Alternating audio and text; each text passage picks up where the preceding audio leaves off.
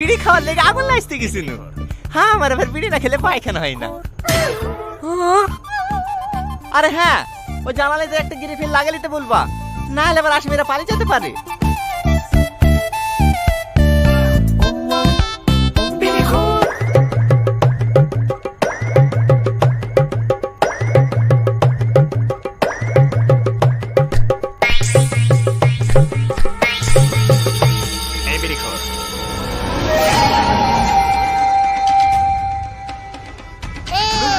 ভাই তুই এরকম করিস নি ভাই, তুই আমি শেষ সব বল। কি করে